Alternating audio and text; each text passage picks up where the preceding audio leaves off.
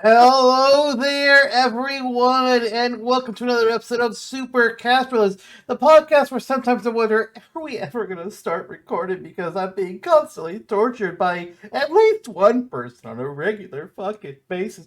I'm Zantok, otherwise known as Lister, and this is the final episode of Season 6. Hey, we got Jonno, as always, Jonathan. That's all that his name is. And then we've got Turbotaxer. He likes to take your tax money. So we don't like him. It's true. We don't like the tax man. I give it to the poor though. Oh, you give it back to us? Yeah, so you're giving it back to us? I mean, not all of it, but a little bit, enough to assuage my conscience. All right. Some goes into the Adobe fund. No. You all listening think he's talking about the software. No, he ain't. There's pre-show bullshit, and we're moving on. Some interesting banter today. It's been a while since we've had Turbotaxer on the show. Thank you for joining us and for making interesting conversation leading up into this episode. I wish it had been a while since you were on the show. It's always a pleasure. Yep, and now your time has come to be a part of the season finale of Super Cast Brothers. No, he didn't say series finale. If we ever do have a series finale, I think it's going to end in like a big old bonus episode, and we're just going to get as many people on as we can. Yeah, it's either we decide we like telegraph at this point. Yeah. We telegraph it happening, or like one of us like dies because we did like 70 seasons. Yeah, we remember each other at the end of the. God, 70 seasons! Oh no! Yeah, you'll be over 100 years old. No, not quite. I'll be almost. I'll be in high 90s. Yeah. Fucking hell! I mean, I do intend to play games until I'm dead, so.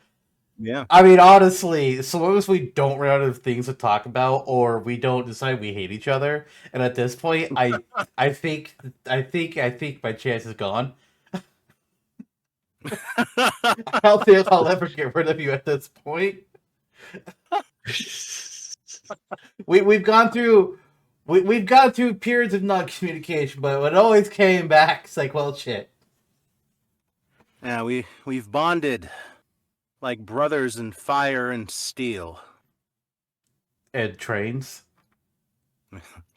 Yeah, and sidewalks at 11 p.m. Oh, yeah. And Kirby? Don't thank me. Thank the train. Something That's actually how the show got started, people. It was actually a train. It led to all of this. We met on a train.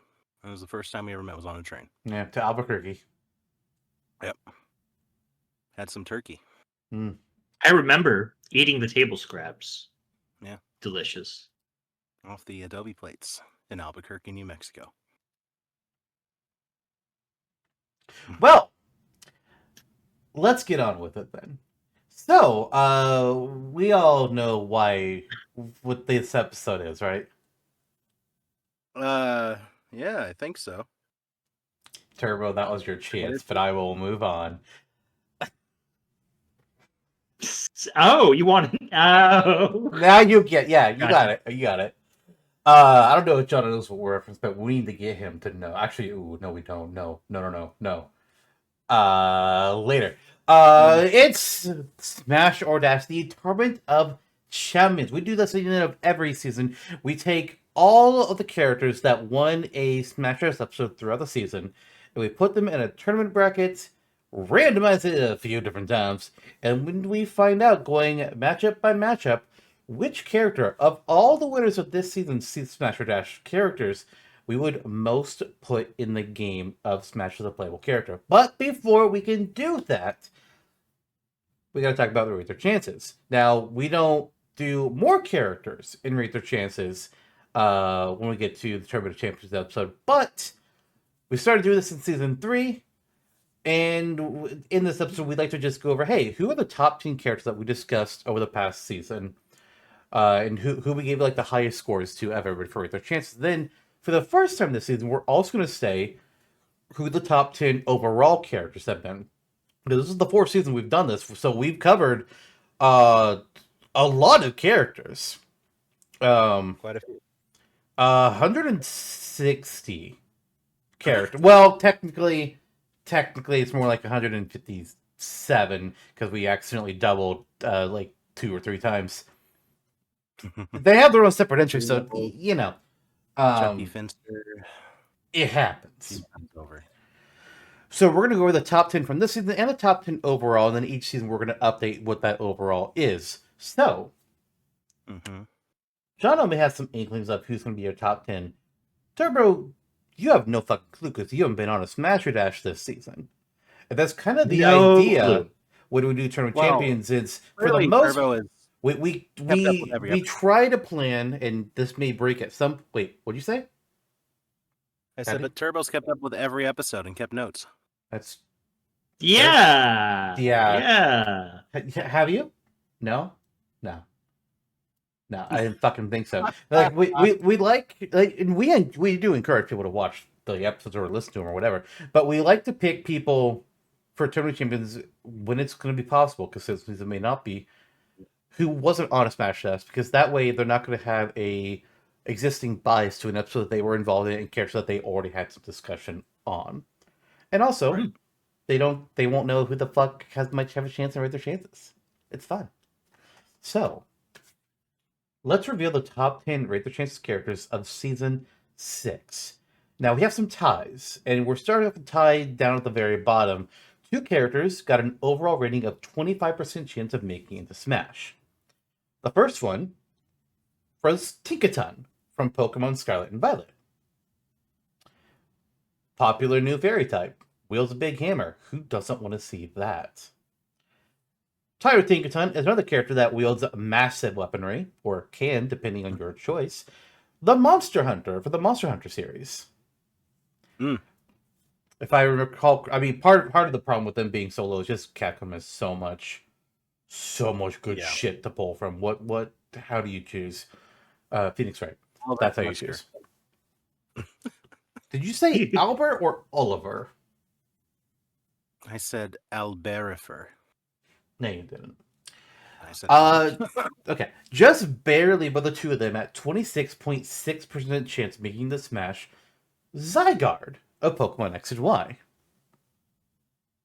Honestly, I'd probably put Tinkaton. Actually, oh wait, no, ZA. That's why Zygarde got that high. Yeah, that makes sense now. Yeah. Was that from? I don't know when that. Oh, that was when we did the Nintendo Switch 2 themed episode. That's right. That makes sense. Just a bit above then, we've got Agumon at 35% chance from Digimon.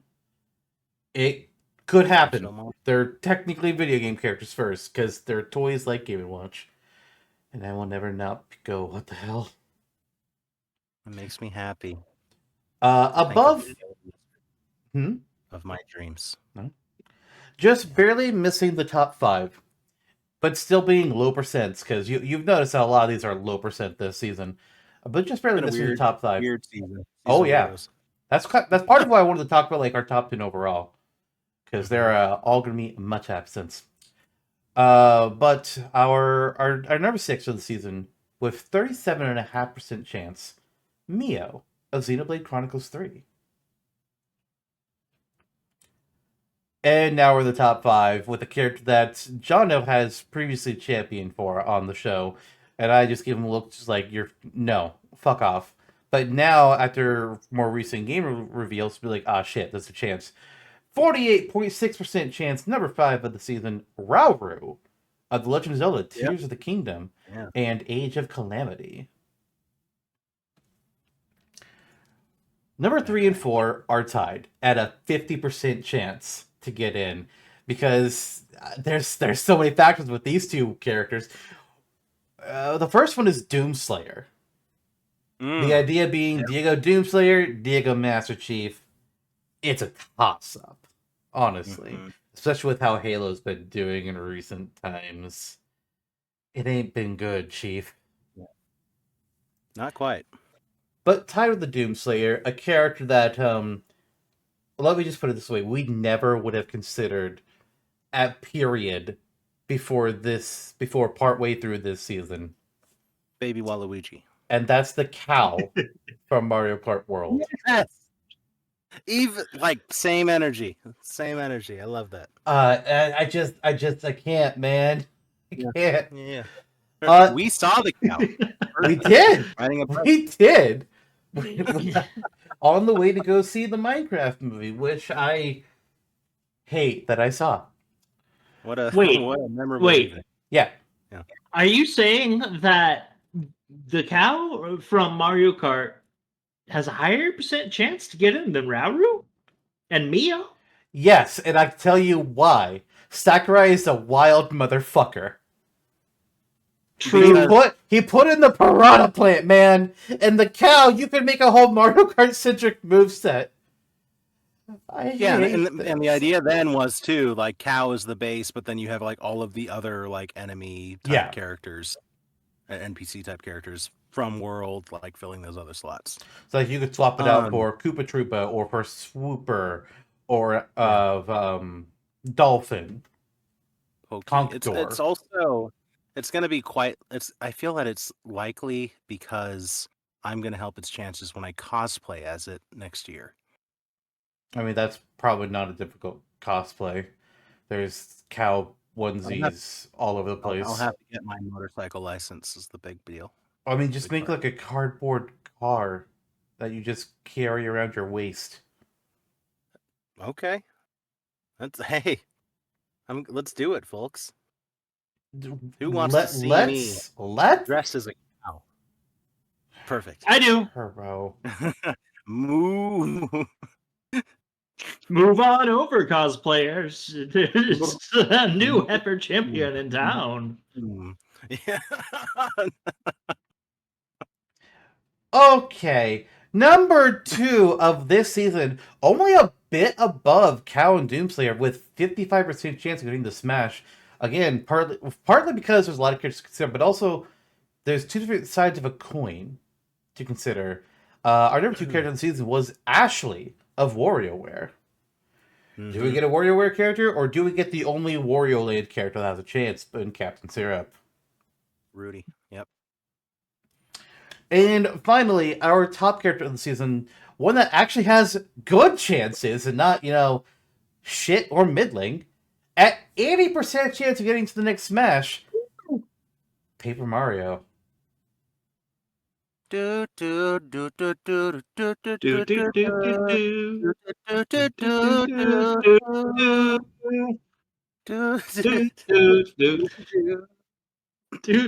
do do. Okay. And now excited. Yeah, I hear it.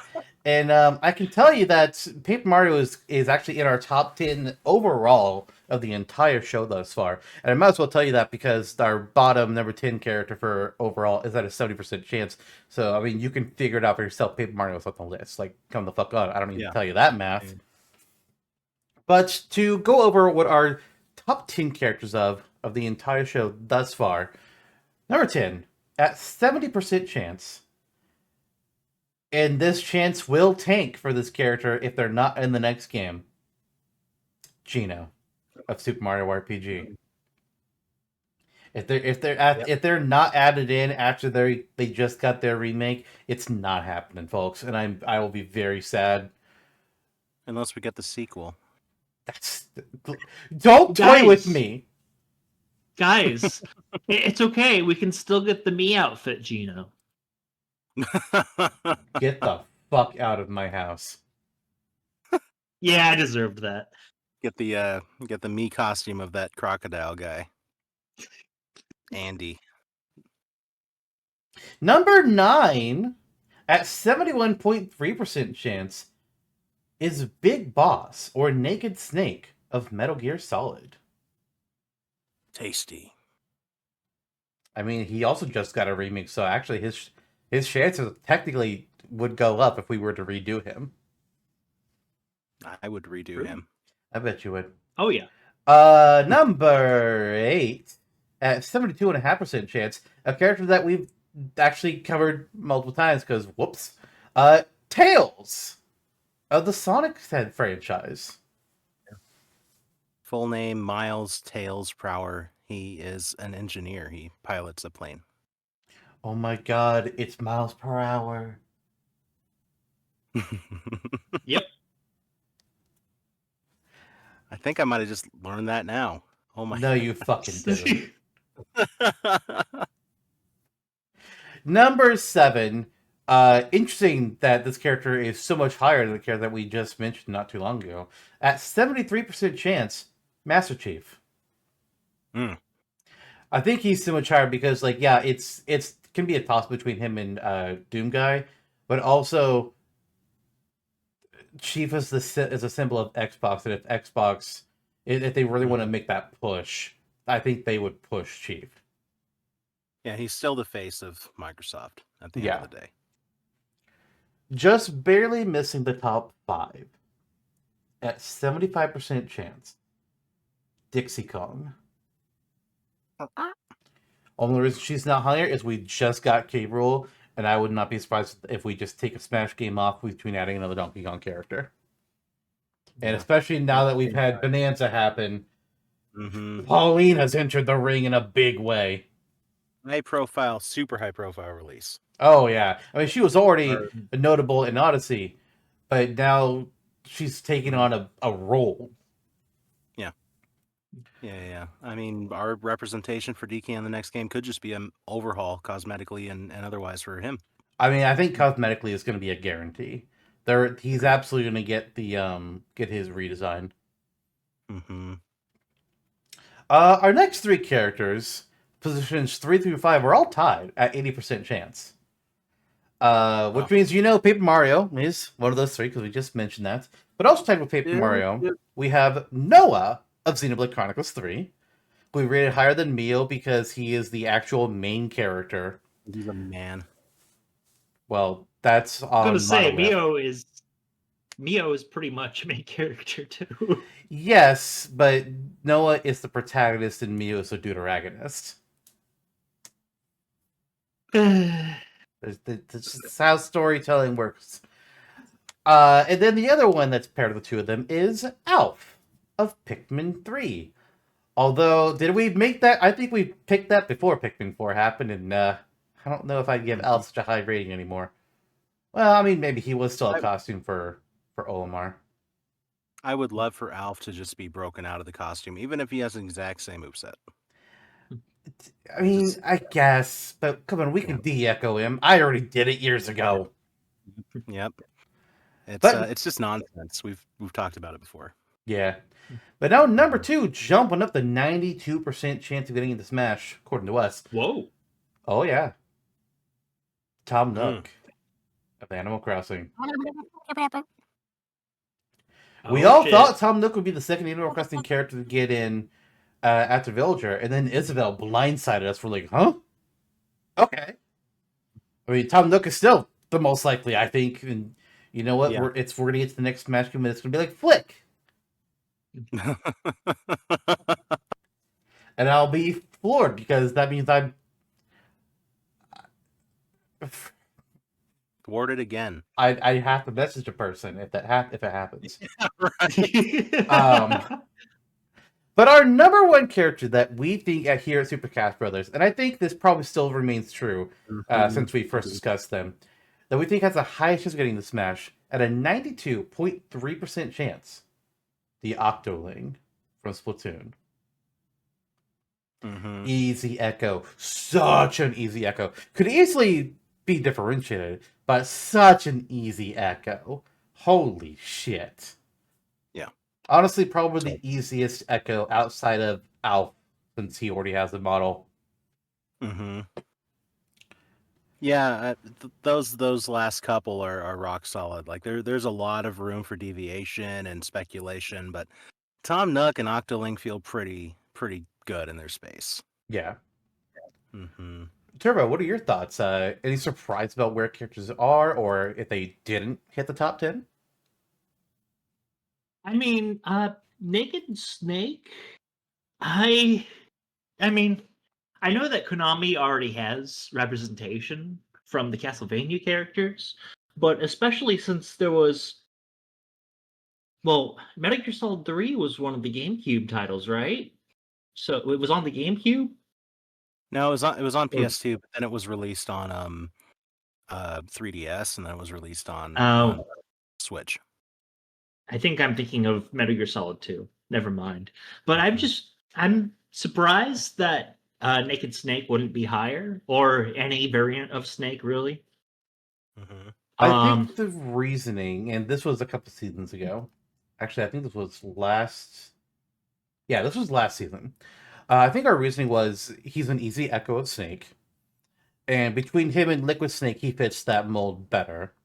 But Yeah. also with the stuff that's going on with Konami, that's why he's lower, especially with all the Kojima, Konami having a bit of a war with him. Not really Yeah. a war, but like we weren't really sure. It's like, okay, would they go for another one, or yeah, Yeah. hard to say. Although at the same time, being within the top 10 as one of the couple of third-party characters, few third-party characters, is a good for him. Yeah, Yeah. I was gonna buy Metal Gear Solid Delta today, in fact, but Target, the app said there was one left. Turns out there was actually 0. that's so oh, sad. I was very sad. I had to come here and just air my sorrow. Yeah, Yeah. is that why when we started the call you were crying? Yeah. Man, poor guy. Anyways,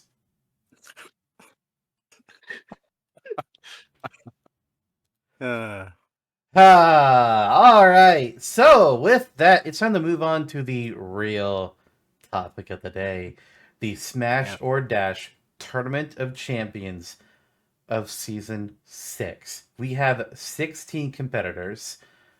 And I'm just going to do a brief rundown in order of episode here of who we've got today. We have This is gonna be Echoes. some wacky shit. Sorry. Do what? This is gonna be some wacky shit. Oh, yeah, always is. We've got Echoes Zelda. Specifically, this means the Princess Zelda as how she is in purely the Echoes of Wisdom game. We will also Mhm. have Leon S. Kennedy of Resident Evil. Mai Shiranui, or Shiranui, I don't know how to pronounce that, of Fatal Fury. Tara Branford of Final Fantasy VI. Issa Joe of Sin and Punishment, Star Successor. Doc Lewis of Punch-Out. Rattata of Pokemon Red and Blue. And Bidoof of Pokemon Diamond and Pearl. Illidan Yeah. Stormrange of World of Warcraft. Tracer of Overwatch. Putt-Putt from Putt-Putt. May from Guilty Gear, Cosmos from Xenosaga, Miriam from Bloodstained, Lou Albano of the Super Mario Brothers Super Show, and Yeah. Reed Richards or Mr. Fantastic, specifically the Pedro Pascal version. All right, you boys ready for this shit? You ready for our first fucking matchup? The debates that we're gonna have today. oh yeah. All What do we right. Time got? to showcase our fantastic debate skills. For our first matchup, I have for you Issa Joe Okay. versus Bidoof. These two titans of gaming paired together. Yes. Bidoof is a meme, of course. I think that in the scope of the episode that Bidoof was being debated between Rattata, Bidoof, even I'm forget Bunnelby LeChonk. and LeChonk. It was the battle of the normal type, like early Pokemon. It was a mimetic episode on the overall, but we ended up having some serious discussion where we were like, Rattata is the progenitor Pokemon of this typecast, and then Bidoof is very popular for many a reason. um, He got its own and Pokemon short. yeah, that was fun. I saw that. The Pokemon shorts have been good lately. And then Issa Joe, Kelly Jelly special happens every year. Issa Joe is a character that Kelly posted up on the Smashtopia wiki. More of a serious game, perhaps a more serious choice where Gunblade transforming into the mutant ruffian, flying around, sci-fi moveset. So we're dealing with two polar opposites in pretty much every way. All that to say, it's also kind of difficult. I don't really have a lean at this point. I'm like, well, we could always just say Bidoof. I think there's reasons to go with either of these characters. Like for Issa Joe, my thought is like, hey, we get a character from Sin and Punishment in the game, and while I've never played those games, I like having a wide variety of representation.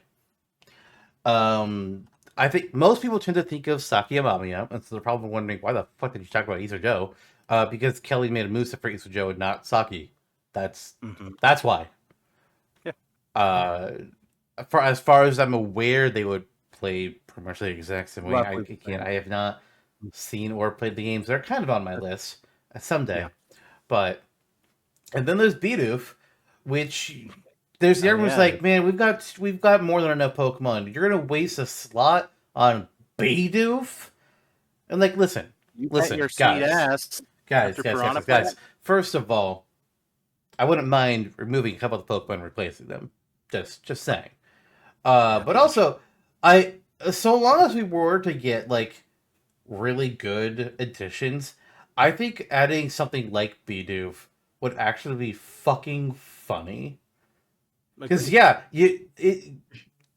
be very unexpected. Nobody would expect to see Bidoof or, as we'll talk about later, Rattata in Smash. But people know those Pokemon. They may not be a Pikachu or a Lucario or a Greninja or a fucking Charizard. Yeah. But boy, are they recognized, and boy, do they have a fan base, and people, they're symbols in their own right. One a little bit more seriously. Actually, no, both of them are memes. Both of them are memes. They're both fucking memes. I would imagine Bidoof is like within the top 20 most popular Pokemon. No. Yeah, the top 21. No, I've seen popular rankings. It's not up there. Now, after Gen 4, before Gen 5, it possible, maybe. Yeah. I don't know. Top 100 for sure.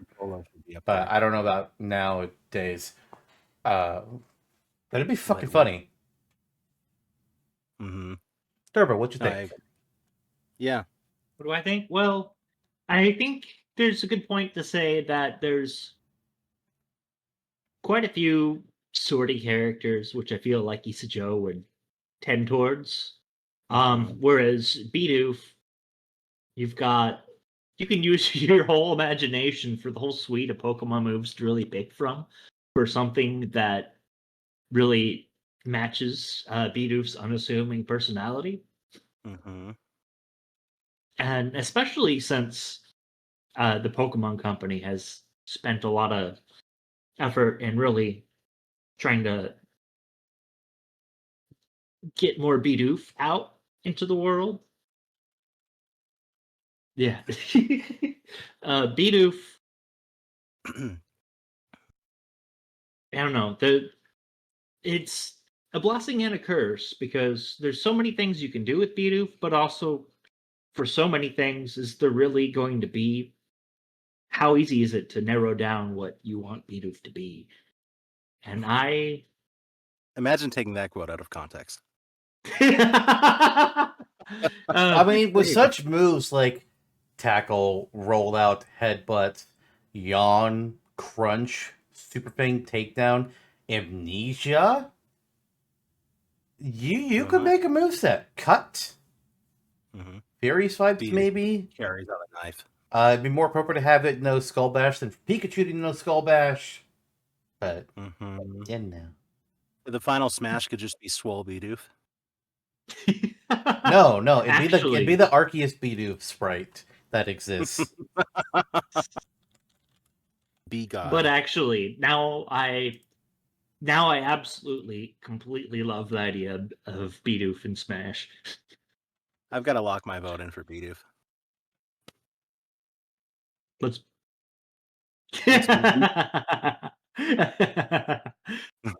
The sprite in question, for those that don't know, there is a fanmade sprite out there of Bidoof, where Bidoof, his head is placed on this monstrosity that has most, if not every, legendary Pokemon edited onto it, and like Bidoof's head is on it, so Bidoof is like the super god Pokemon.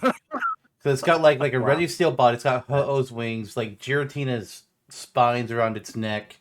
Suicune's head piece is on fire and is the ending piece of its tail. Let's see, As it were. Raiko's tail in there somewhere, and There's two of the Lake Guardians have their tails in there. Shaman's Gracidia flower. I see Crystelia's little lunar wings. That's about all I can immediately recognize from this sprite. Oh, there's Palkia's little shoulder.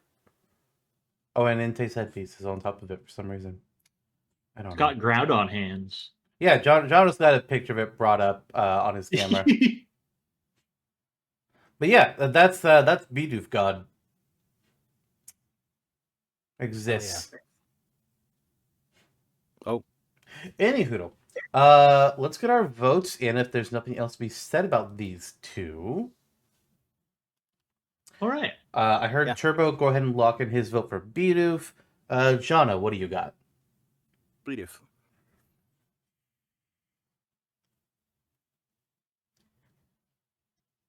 Yeah, fine. I'm sorry, Issa Joe. You're really cool. Well, And you know, yeah. Sorry, go on. No, but Well, you but know, Bidoof.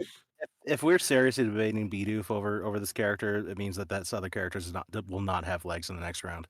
I mean, let's be fair. None of us have played Sin and Punishment, so none of us have an attachment for it. So it's really hard to make an argument for a character that we don't know too well. Yeah, honestly, the fact that he got to this part, the fact that he got to the Tournament of Champions, is good for him. Yeah. Who was he against? Actually, they're great games. Oh, he was against. Oh, that's why he was against Henry from No More Heroes. Mm. Oh, yeah, next matchup. We've got Illidan Stormrage of World of Warcraft. Mm-hmm. And he's going to be up against Lou Albano. So, we've got big bad demon lord, big ass wings. He's dual wielding weapons that are basically, if you know Star Trek, Klingon bat lifts is basically what he's wielding. One in each hand, which is holy shit, my guy. He's got magic. He's I think there might be some necromancy, maybe. I don't remember. It's been a long time since I looked into him. And then we got Lou Albano and his version of Mario from the Super Mario Bros. Super Show, where he would basically just be he would be his live action self. The hair, the mustache, everything. Just kind of being goofy and ticky. Slipping on spaghetti or whatever else. Throwing a meatball and hitting it with a baseball bat. Yeah, you will get a lot of that Brooklyn stereotype wrestler in the moveset. He's a pretty charming Mario, from back in the day. And to be clear, Turbo, for context, that matchup was Lou versus Chris Pratt versus Bob Hoskins. Bob Hoskins, right? The three different portrayals of Mario in TV and movies. Yeah. Oh my god. And we went with the classic. Well, you did. I voted for Bob. Yeah, and then Eric voted for Lou. And here we are. You're pulling from those weird 2-minute intros and outros where Lou would appear in costume in the Super Mario Bros. Super Show physical set. And you'd be referencing the episodes he appeared in, which is so strange and oddly attractive. What a tribute that would be. And then again, you have the more serious pick. Not likely at all for actual Smash, but a gaming icon in and of himself. one of the most popular, most prolific World of Warcraft characters, like the MMO. Yeah. So I mean, that's we're kind not of going to get a Final Fantasy 14 character. yeah, right. Sorry, Not yet, Estinian. anyway. Sorry, Val3. But it's again, it's the attraction of the weirdness, and like I'm so tempted to say, what if we just did Lou? But we learned a lot about Illidan. I haven't played WoW ever, but Gabe, our friend, he's been on this podcast a couple times. He's the Blizzard guy, and he plays a lot of World of Warcraft and has forever. So we kind of tangentially learned through him. Like Illidan is capable of a lot. He does many a thing. Like his dual wielding blades, which I think are also he can wield a scythe, if I recall. He does That have does sound necromancy familiar. magic. He's basically like an anima mage, a necromancer. There's a lot, and he can fly. He's like this big, brutish dude who can still fly, is fairly agile. Like he would be He even has like kind an of even Kratos. larger, more demonic Yes. form, apparently. Yeah. So that I is see. yeah, kind of a like a serious rushdown character. It would probably feel really good to play as him. That's my favorite type to play as. Yeah. Get Kinda in like their face, Dorian. beat them up. For sure. So that's what Can we're I dealing pro- with that and Lou. Yeah, what's up? Can I After break? propose something? Yes, please. You can propose. try. Could we make Lou Albano an echo of Incineroar? Why would you do that when you just get rid of Incineroar? I mean, that's an option too. But that way we could see both. Because I don't know where I'm sitting. I don't see much of a chance for old Lou. I mean, Well, the chance for Lou is if you two. Yeah, that's right. I'm making it fucking clear. Is if you two decide to go with the meme. I would, but I can't. It's too disparate of Like, a matchup. If we were to somehow, and it's never happening, if we were to somehow get Lou Albano's Mario into Smash, they gotta pull off all the wackiness from the shows. Like lift his attacks straight out of sequences from that show. Have his final Smash be all the celebrity appearances, like all those people. I say characters.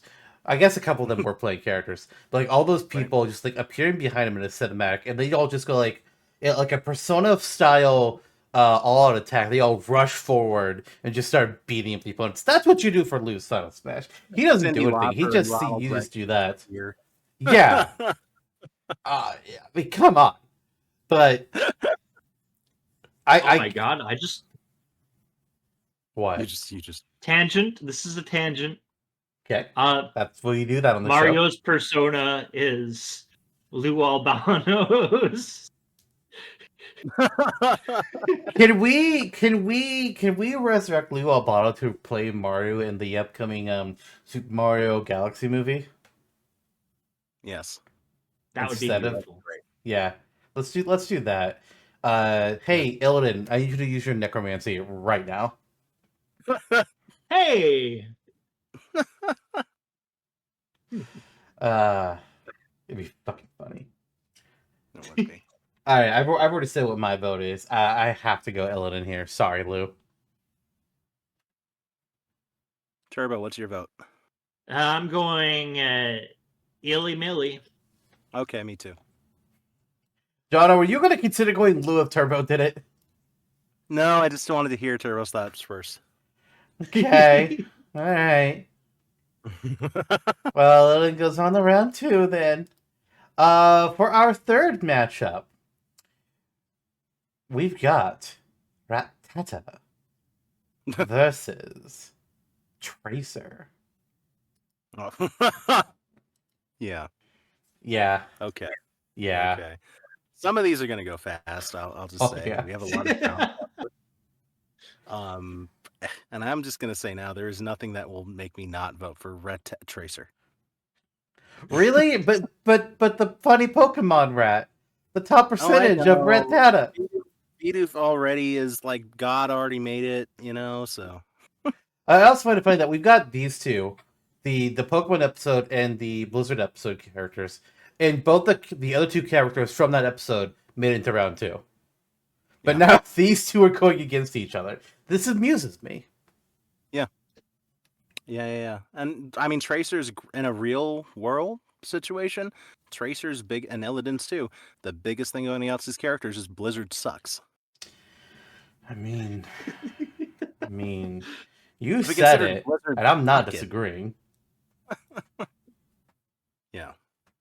But in this space of peace and love, tranquility, it's in our pocket universe. Tracer.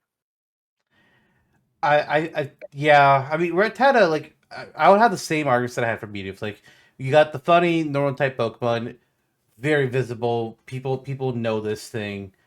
If people are gonna recognize Charizard and Pikachu, most of them are also gonna recognize Rattata. All the Gen More 1, of them might recognize Zubat, but we're not discussing Zubat. And Rattata could do, for the most part, the same things as Bidoof. For the most part. Tracer, meanwhile, is dual pistols that shoot rapid fire and have cooldown. She's got time manipulation bullshit, and can warp to places where she previously was like 5 seconds ago, which is kind of interesting as a mechanic. And could be fucking broken in Smash. Holy shit! You made the moveset. I Smash did. WLB. I did. That was like a year one character for me that I made. Yeah. Turbo, what you think? I'm thinking hands down as Tracer. Like, honestly, like, Bayonetta needs a Time Witch friend of some sort. Tracer fills the role. Honestly, just really cool opportunities and things to do. We don't need a second Bidoof. But Bidoof needs a friend too. Bayonetta needs a time. Yeah, that's true. And we already knocked off Lou Albino, so he can't be the Time Witch friend. No. Yeah, sadly. Sorry, Cap. All right. Is that going to be 3 votes for Tracer then? Mm-hmm. Put it on the record permanently. All righty then. Goodbye, Rattata. Tracer. See you in round 2. Yeah. Our next matchup is going to be Echo's Zelda versus Leon S. Kennedy. Like I said. Ooh. So we have Zelda, specifically taking what she does in Echoes of Wisdom game, and not anything else from any other games. So the Tri-Rod is the big thing, summoning out different objects or monsters and having them do things for her. And there's Leon S. Kennedy, who is one of the big Resident Evil characters. Guns, and knife, and pushing back monsters. And always a rocket launcher. There's always a rocket launcher at the end. It's not always Napoleon. There's not always that. Boy, oh boy. Well, yeah. Again, it's these matchups are funny. Like you're polling from polar opposites like pretty consistently. Yeah, Echo Zelda. I mean, let's give her time. There is a lot you can do with this character. I'm thrilled that they had a second game in the toy art style that was unique. It gave Zelda a spotlight. Very different for the Zelda formula top down with the Tri-Rod. If I had the Tri-Rod, I can summon like 12 Trevors whenever I wanted, which would be incredible. That would be terrifying. I say that as a no, Jonno, you're thinking small here. You're thinking small. You need to summon multiple U's for all the different committees and shit that you're doing. Yeah, and we can live in a like the Jonno house. The Jonno house. Oh, they should make a TV show. Yeah, Disney Plus. Yeah,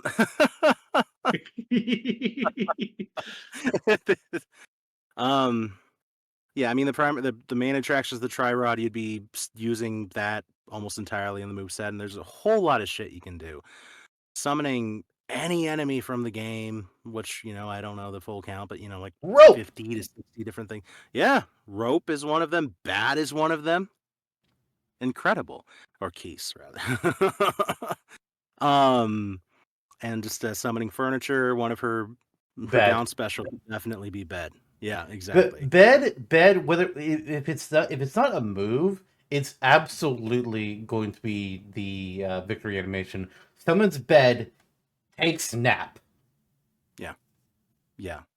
And then, yeah, exactly. And so I actually, I like the idea of this character. Going into it, I think she was in the first Smash or Dash episode we did this season. Yep. And going into that, it was like, oh, she might So be is Leon. an underdog. Like going, yeah. So We were it's both the first episode.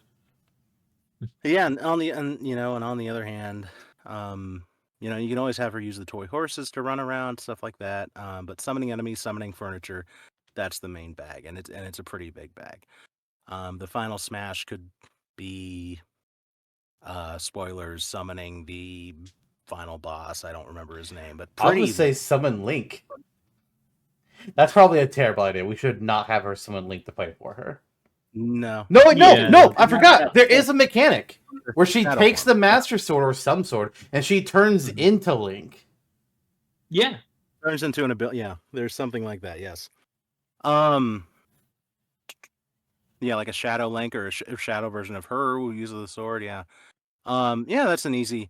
I would hate to say it's like a Triforce Slash, but that's what they would do, wouldn't it be? I mean, you could make it a critical hit. Yeah, that's true. And then there's Leon. I mean, this is the character with the pedigree. If we're considering, like, rate their chances, he would be pretty high. Like, even within the cavalcade of Capcom characters, I think that realistically, it's him or Jill, for that character spot in Resident Evil. So make me fact And check. then you're like, yeah. He's actually sitting at a 53.3% chance. Rate their chance. Nice. Which, considering how many protagonists in Resident Evil they are, that's fucking good. Yeah. Resident Evil 4 was the breakout hit. GameCube game. There's a lot to consider there, but this is not rate their chances. This is, what do we want to do?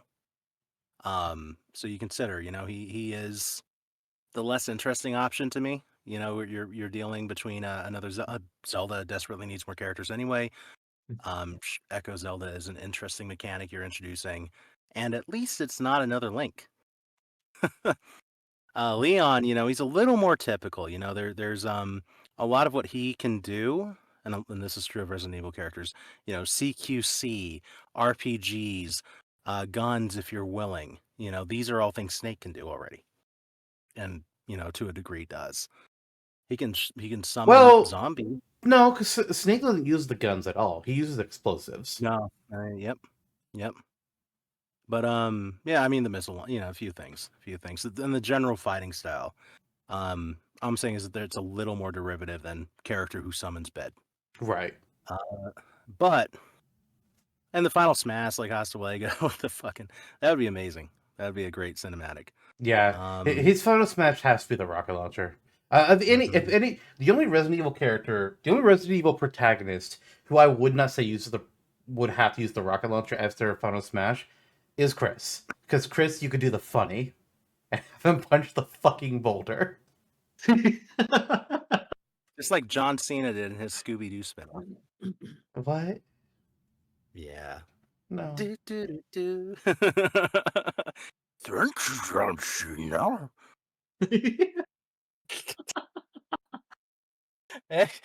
Okay. Turbo, what do you think? Anyway.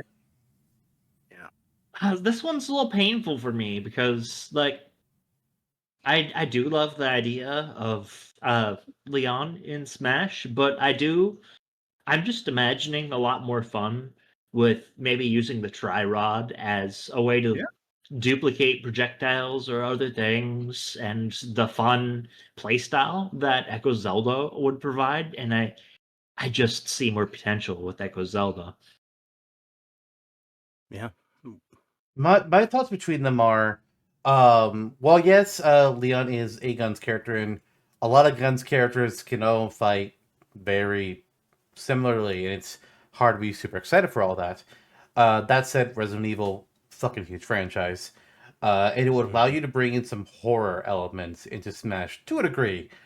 Echo Zelda, well, she's definitely bring the more unique shit, because you could do so much. You could even if she just like summons a dedicated thing for each of her special moves, or if they go like the Dragon Quest hero route and they give you a fucking menu of like, okay, for your side special, choose one of these things. Kind of like what I did for so for like my Yugi-Moto movesets.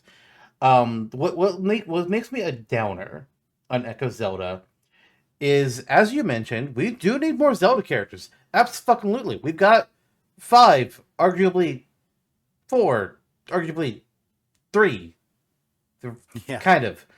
And if we were to get another Zelda character, and it's not another version of Link, it's just another version of Zelda, I'd be like, well, that's not better. The only other version of Zelda that I would not look at that in the same way is if it was a Tetra. Tetra's the only one that would be like, that would pass that test for me. And similarly, like, there's no version of Link that would pass the test for me. And then in Ganondorf, we got Pig Ganon. Like, okay, I'll allow that. I'd rather a Midna or a Zant, a Vati, who's some other fucking weirdo I could mention. Unari. Yeah, I would rather Beetle. I don't know who the second character you said is. I think I'd pick Echo Zelda over Yunobo, though. Gotta pick Daruk. Or, what's the one from Ocarina? I can only think of Darmanitan, and that's a Pokemon. Darunia! That's the one! That's who I would choose of the Gorons. But yeah, that's my thoughts on those two characters is that while Leon is not as interesting moveset wise, his character, his game, interested me more than a third Zelda. I do think that's a fair point, to bring up that, and this is something that may come up later on too. Leon is not just bringing Leon to Smash, he's bringing Resident Evil to Smash. So you are getting a Resident Evil stage, you're getting Resident Evil assist trophies, enemies, there is all of that content to consider as well. That's a fair point. I would choose Nemesis as the assist trophy. Yeah. All the Lady Dimitrescu lovers are mad at me for saying that. And to you, I say, pants on. No giving allowed. Yeah, what about the Black Marketeer? Yeah. Oh, you mean the merchant? Yeah. Go to Smash Trophy Wiki right now, bitch, and search the merchant. Go fucking do it right now. I made that assist trophy years ago. Fucking fight me. Way ahead of graduate from assist trophy to character. No! Perhaps Ethan Winters can be our new character. Give him a fucking face first! He has one of the files, he just won't let us see it. The mold. Jesus Christ. All right, let's get our votes in. I'm pretty solid in on mine. I'm a Leon Kennedy voter. Okay. Turbo, where are you thinking? Echo Zelda. Okay. All right, Jonno. First time we're not united. What you got? It's really tough. And I didn't suspect it would be, right? Like it felt kind of like Leon is the iconic character, so it's obvious you just go for Leon. Echo Zelda, the character itself is not going to be necessarily remembered, in a few years.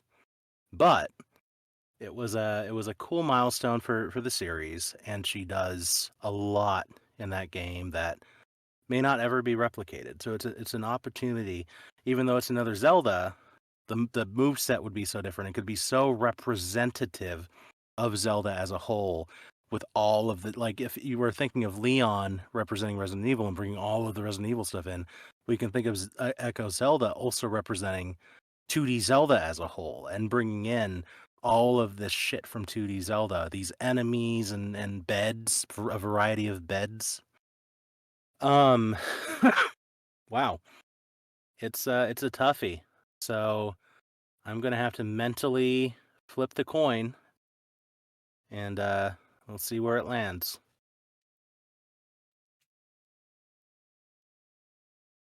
Ah, Did it land on how its much? side? It landed on its side. How much do I want to rock the boat? How much do I want to rock the boat? Rock the boat. Rock the boat. Vote with what you actually want. Okay.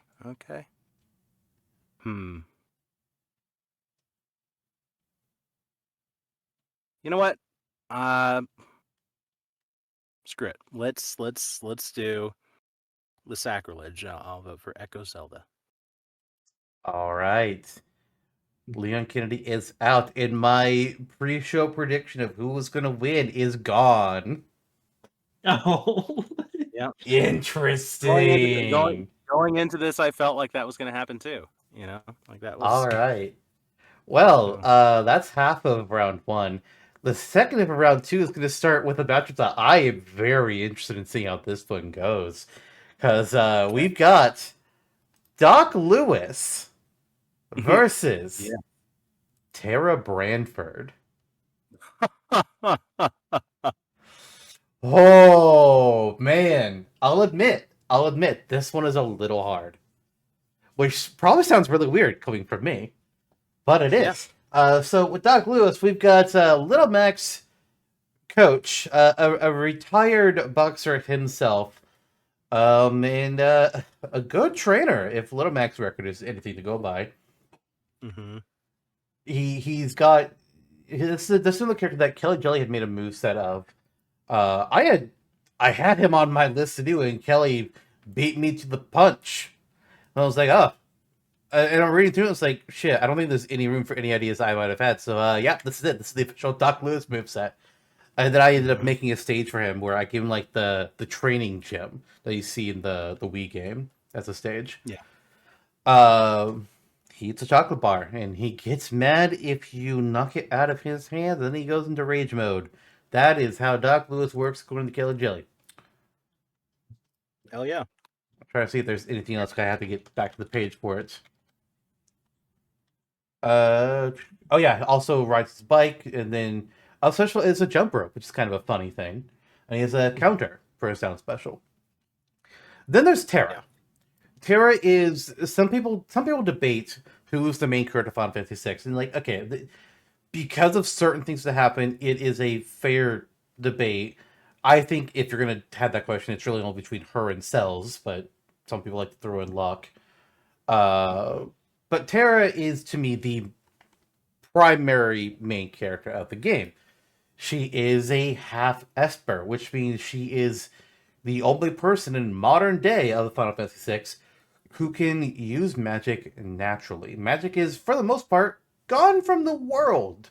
And only very rare people can use it. They pretty much had to have the ability infused into them, which was horrific scientific experimentation. Sounds Final painful. Fantasy VI is a little fucked up. Yeah. And Terra was also mind controlled for the majority of her life. Kind of like as soon as she got kidnapped as a baby until she got free when she was like 15 or 16, she was mind controlled and forced to be a fucking murderous general who used her magic to terrorize the nation and other nations. Final Fantasy VI. It's all about war crimes. Fuck. She's also skilled with a sword.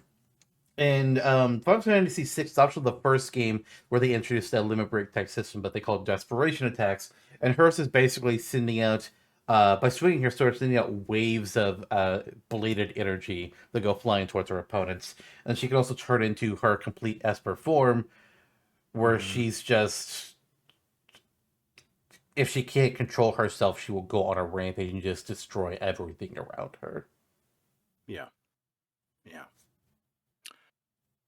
I do find the representation. I would love to, now that Cloud is in, Sephiroth may be returning. Who the hell knows? Aerith will be I would love- next. Yeah, right. I was gonna say I would love to explore like Nintendo era Final Fantasy. There are a few good choices. I think Final Fantasy VI may be the best choice, the best route you can go down. But there's other options. Sea Soul, Warrior of Light. You might go in that direction. Black Mage. But Terra, I mean, she's kind of like this amalgam of a few of those things where she is using it's black magic, right, or like an anime magic. She learns magic. Her and Cells are the only two party members that can actually learn magic via level up. But all characters in the game can learn magic by equipping Magicite to them, which is similar to the materia system from Final Fantasy VII, if you're familiar with that. But I can look up real quickly what magic she actually learns naturally because I used that information when I made my moveset for Terra on Smashtopia a few years ago. So let me gameplay. She naturally learns quite a few spells. Cure, Fire, Poisona, Drain, Raise, Fira, Teleport, Cura, Dispel, Firaga, Arise, Holy, Break, Graviga, Meltdown, and at level 99, Ultima. Wow, okay. Oh, So kind of red magey? I mean, no, with a sword. there's. Does Terra have a dedicated class? I don't think she has like technically a traditional class in her class is considered Magitech Elite in 6. Like most of the characters have like a particular class. Like Locke is the thief, although he calls himself a treasure hunter. Bro, come on. Setzer is the gambler. Edgar is the machinist. But Terra doesn't really have one. Even Cells is more like just a rune knight. They don't fit the typical mold compared to other games. Yeah. Effectively, though, that's a pretty great like swath of spells and plus her sword. So it's a pretty good representation of Final Fantasy. Yeah, with her. Red Mage is and then probably the closest thing you could really call her. But yeah. Yeah. And then you have Doc Lewis. Then you have Doc Lewis, who is retired and likes his chocolate. Oh, being retired, that's definitely magic in this world. I love the idea of Doc Lewis being playable. Like I always really liked him. He's this goofy dude, but he does have this incredible past of he's a decorated Xboxer. And you can tap into, like, Kelly did a great job of curating that moveset where he's kind of playing off as a joke, but then you get into his metering and his like knocking out the chocolate bar for the rampage, and he becomes serious, and it's an interesting idea for gameplay. And he himself is such a charming character, like just bursting with personality. And you won't get many opportunities. Like Punch Out being represented with another character is such a foreign idea. Like it's so unlikely to happen. But having Doc be that person, I would not be against that happening. Yeah. Turbo, thoughts? See, Okay. I have my opinion, and I Mhm. don't think it's moved very far at all from the discussion. Really, if it were a boxing game, maybe Doc Lewis, but I think I'm just gonna say I would definitely be voting for Terra on this. Okay. I mean, yeah. Like I want Final Fantasy to get characters besides just 7, and I like 7, but we can get characters from beyond fucking 7. And there are definitely characters in the bracket today that I would absolutely vote for Doc Lewis over. I would have voted for Doc Lewis over Bidoof or Issa Joe. But over Terra, there's no fucking chance. Sorry, man. But hey, this means that we're not gonna be knocking your chocolate bar out of your hands, or at least I'm not. And Turbo isn't, so I guess that means he's making it through. But Jonno, what's your final thought? Oh, yeah, Terra. Yeah. Although I do love Doc Rose. I mean, Yeah. to be fair. He got robbed of making it farther easily. Mm-hmm. In fact, I might have voted for him over both of the next two characters. Mm. Our next matchup is between Putt-Putt and my Shiranui, or Shiranui, or it's the girl from Fatal Fury, who is not for good boys and girls. Although I think, if I recall correctly, her outfit in the newest game, it's actually a lot more covered. So maybe she gets to be added back in if that stage comes back, she can be added to it now. Jeez. That's so silly. That's the ESRB for you. Fucking seriously. Mm-hmm. Her primary. I'm trying to remember. I haven't really played. I've never played as her very often. It's a staff, like a bow, and like a BO staff, and like wind based techniques. If I No, she has a fucking butterfly fan. Yeah. And she's That's pretty also ninjutsu. Mm-hmm. She, I like she's that. she's a ninja with a bladed fan. Yeah, and then Putt-Putt. And also with fire techniques and tentacles and shit. And then there's Putt-Putt, childhood, who can use his antenna to attack and manipulate things. He's got all kinds of things, items in his inventory from across the games which I have to find. Mm-hmm. Yeah. There's a radio. There's like a little lizard guy who talks to Putt-Putt. There's cotton candy. There is a wrench that you give Mr. Squig in the second game. Isn't there a tiny dog? Yeah, as Pep. well? Yeah. He's in the first game because he's going to the parade, and I think everybody needs a pet for the parade. I actually don't remember for sure, but he had to get like a car wash. He gets Pep, and then there's something else he has to do before he can join the parade.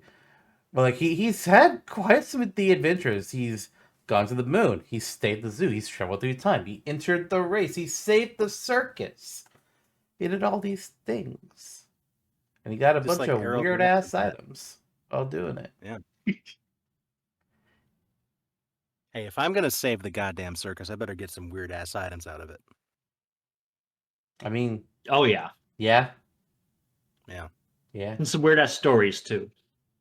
Oh, guaranteed. He has a lawnmower he could use. Imagine a car riding a lawnmower. No. He pushes the lawn. Like no, I think it's dragged behind him, if I remember correctly.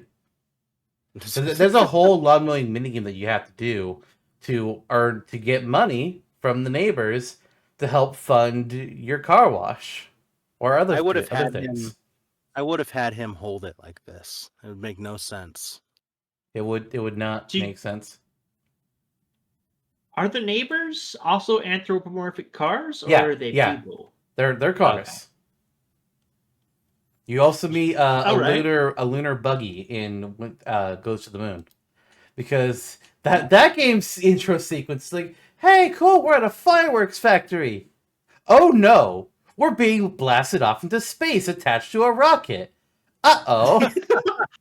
As it were. And you meet aliens.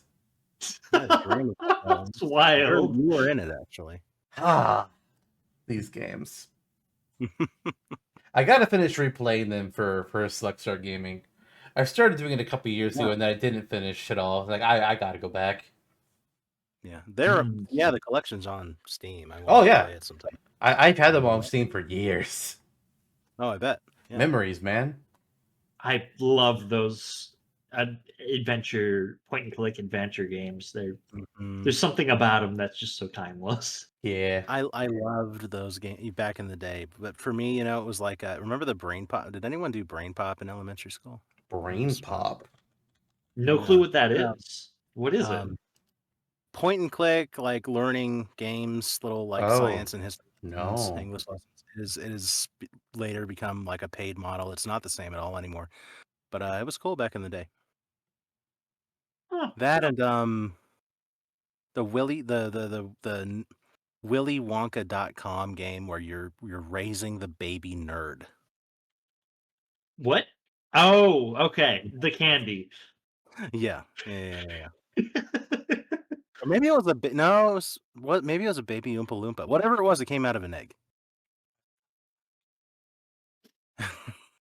There's like a garage building, like side-scrolling car point-and-click game that was on the Cartoon Network website. That was a fun flash game. Yeah, good times. The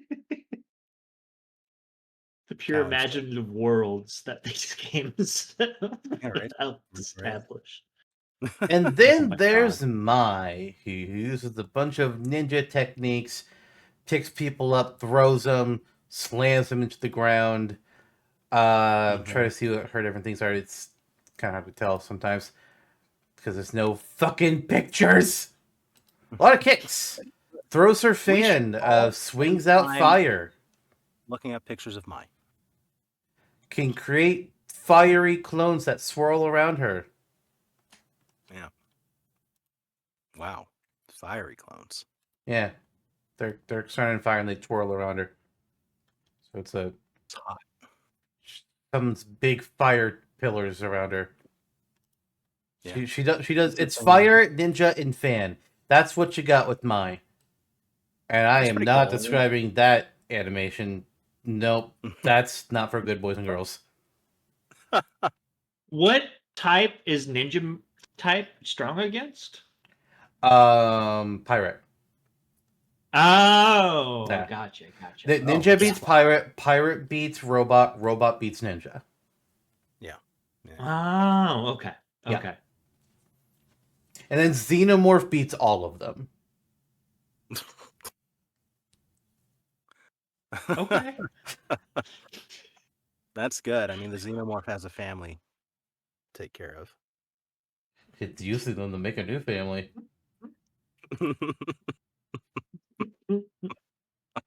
All right. Votes. Putt-Putt versus Mai. Jonno. Holy shit! That just reminded me of what we were doing. My gosh.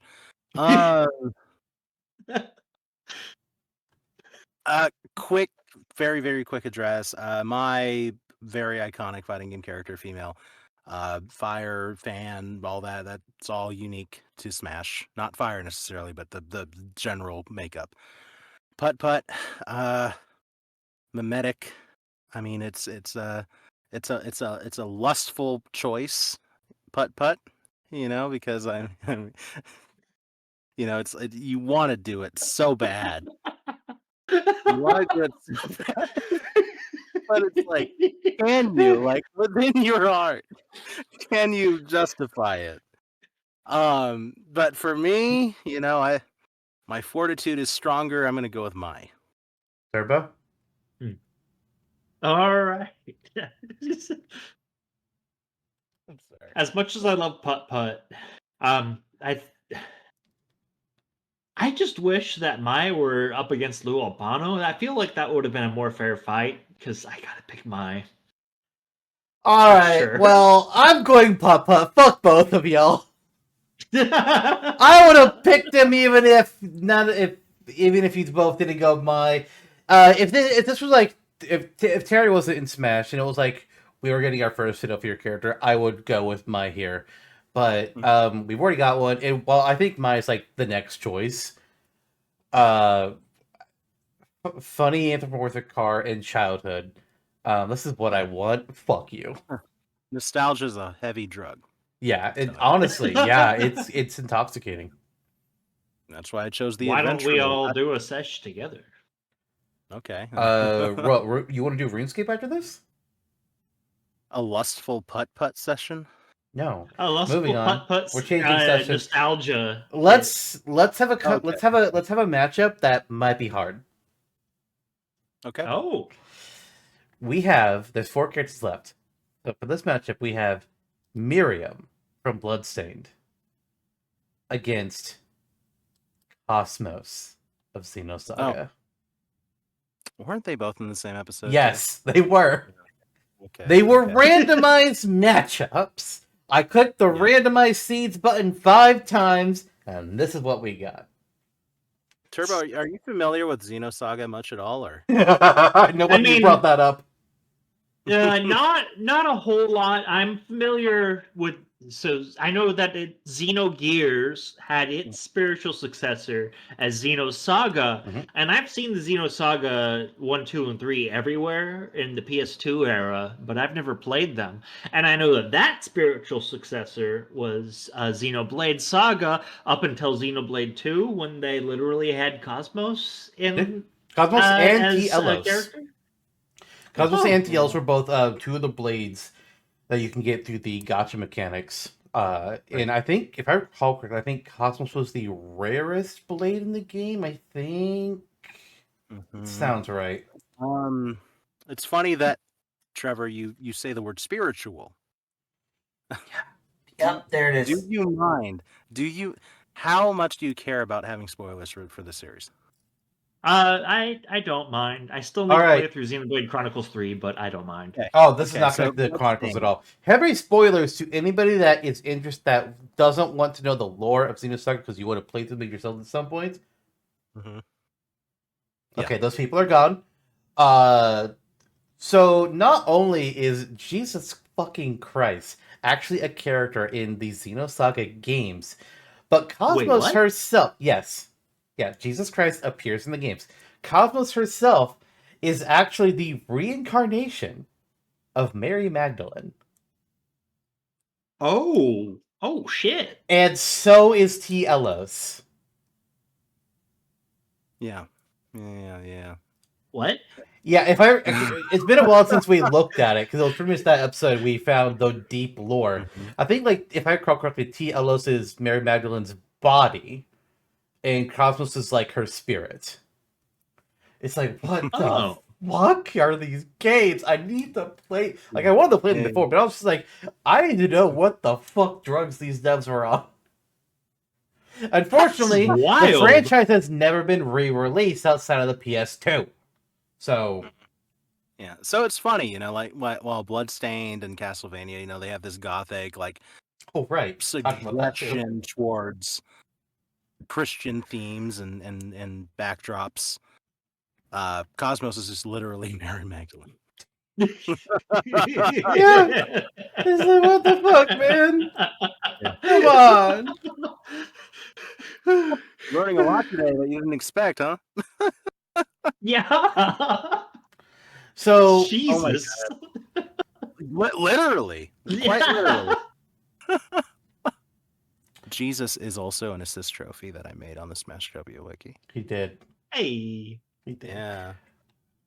So look at the two characters here. I have a hard time finding much about like what Cosmos can actually do, because the wiki, it's only giving me the attacks from the first game that she has.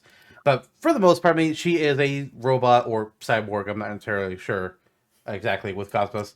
But she can turn her arm into weaponry. Sword, fire out a drill, fire out a fucking beam from a cannon, a spread gun. She's got like some stat effect stuff like causing slow or dexterity down, physical defense down on enemies. She can attack with a fucking hammer, and then she has an attack called that says attack with a dragon arm, and I don't know what the hell. I don't know. I would imagine her arm becomes a dragon's arm. Probably. And there's also pictures of like her having like a fucking minigun on one of her arms. So it's a triple barreled minigun that's just rotating towards like, ha ha ha ha. Yes, we like. Give me the chain gun. Didn't hear that in Proverbs. No. But outside of Xenosaga, she's been in like some crossover stuff. Project Cross Zone and its sequel, Xenoblade Chronicles 2, where she's an ether cannon blade, which makes a lot of sense. Yeah. And then do what? And yeah, there was some sort of RPG she was in, like a bunch of stuff. Well, she's had different games of like used her as like a costume, like Tales of Vesperia. One of the characters can wear her as a costume. Elisa from Tekken 6 can wear her as a costume. I can wear her. Yeah. She also has costume parts in Soul Calibur 3. And then she has like a cameo appearance in Batten Kaitos. She's been in a good amount of things. Yeah. Definitely, you know, when I think about that era of gaming, she's one of the more iconic faces. Mhm. And there's Miriam. And then there's Miriam. Miriam, who plays a lot like Summer Cruz, if you know him from Castlevania, where she can use monster attacks for the most Yeah.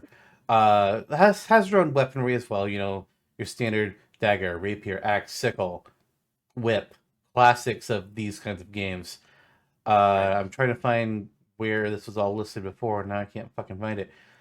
But it's a lot of like monster soul type things, and it's like, oh, summon monster to do attack, or oh, have this attack weird item thing come out of an attack.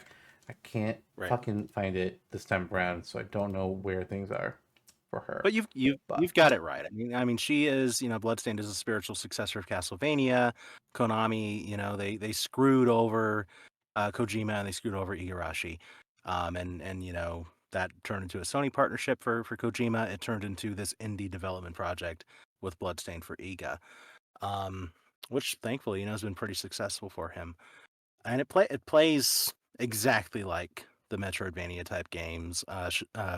Miriam is kind of an amalgamation of Soma, Shinoa, and Alucard, and what she's able to do. You know, they all have this base DNA where you are gathering. For her game, it's shards. They're like tattooed mosaic on her body, and she like uses them as she collects them for like her summons and whatever. And if you get, the more you use them, and this is where the Order of Ecclesia stuff comes in. You know, it also typically damages her a little bit. You know, yeah, it's kind of like Echo Zelda too, where, you know, the argument is, you know, you're thinking she's bringing in all of these different potential enemies from Bloodstained that are, you know, oftentimes derivative of classic Castlevania enemies. But with more of like a Greek influence, I would say. Like there's like Bowers and things like that. So that's the rub on her overall. And I pulled up the shards here. There's 6 different types of shards. There's contra shards that typically fire single shot projectiles in a fixed direction. Manipulative shards, which you have to hold down to be constantly activating, and you are constantly draining your MP while you do so. Directional shards, projectiles that you can aim. Passive shards that just have a passive buff on you. Familiar shards summon up a creature that will do an attack. And then skill shards that are apparently just similar to passive, and that's really all it says. Yeah, and then It's things like it's things that you don't equip. It's like that's where you get your double jump. It looks like okay.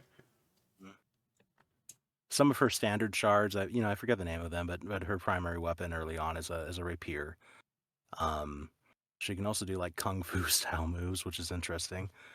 And she Summon can rat. fly or fall with style with summoned wings. Yeah, summon rat, summon bat, summon skeleton. Yeah. So those are the things. 2 characters, you know, kind of a medieval fantasy character and a sci-fi character who both, you know, like the main, I think, focal point of why you would want these characters is because like the sheer amount of shit they can do. It's a shame that they're against each other in round 1. I agree. Okay. But what are we thinking though? I feel like Turbo, we've what you kind of got? exhausted though. Well, I do love representation for Bloodstained. I really do love the idea of Miriam. I also really love the iconicness of KOS-MOS. And it is mind blowing that that is the in-game universe Mary Magdalene. Yep. Two I know. two wild picks. I do love the possibilities of Miriam. It is once again a lot like Echo Zelda with the amount of things, but could be in a lot of different ways. The same as KOS-MOS could have a bunch of different things. You don't have to limit yourself to Yeah. having the source material from the games, there could be Stuff a from the bunch of new Bible. ways to use. Yeah.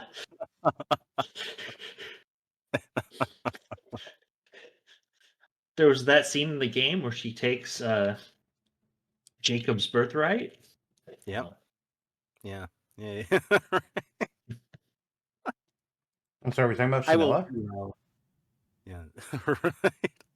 Right. And Cosmos, I would imagine being like a combo heavy rushdown character, lots of projectiles, similar to Pyra Mithra, kind of like in the middle of that in a way, but more gun focused. I can see it working Miriam, similarly. I think, yeah. Miriam a little more,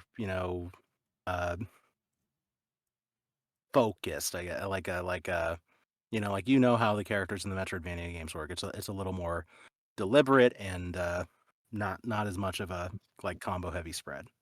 Hmm. Mm-hmm. Yeah, I'm torn. I mean, I could go either way. They It is both would hard. bring some unique mechanics to Smash, unique kind of attacks. I mean, I definitely have a lean between the two of them, but I would not be upset at either option because I think both could be fun in Smash. I agree. Well, let's get to Absolutely. voting. Let's get to voting. Since I do have my lean, I'll go ahead and just say it out loud. I'm going with Cosmos. Okay.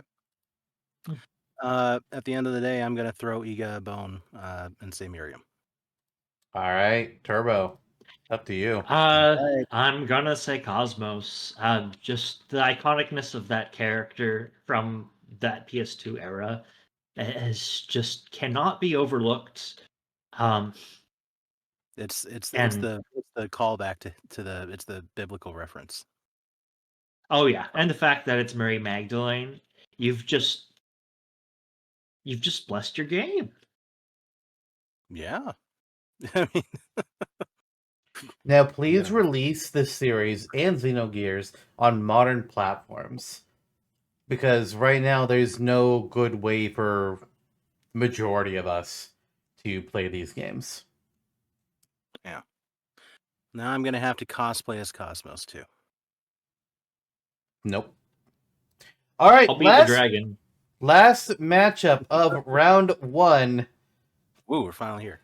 God. Ha! It's Mr. Fantastic. That's right, you forgot he was here. Versus May from Guilty Gear. So This could Mr. actually be- Fantastic is a stretchy man. And Turbo, I don't know if you've seen the new Fantastic Four movie yet. I have. Okay, you have. Okay. Personally, I was disappointed in how little his stretchy powers were used in the movie because they only used him to do parkour. That's it. Meanwhile, Hard. previous Fantastic Four movies had him like doing all kinds of weird tricks of shit and stopping a Ferris wheel from falling. What the fuck, Marvel? The hell? And then there's May, and the only thing I remember about May is she got a giant ass anchor. Yeah, so that was from our randomizer Smasher Death episode where I nominated May. Fan favorite from Guilty Gear. Not really important to the story, but she's part of like this weird ragtag group of pirates who travel the seven seas and participate in the Guilty Gear tournament.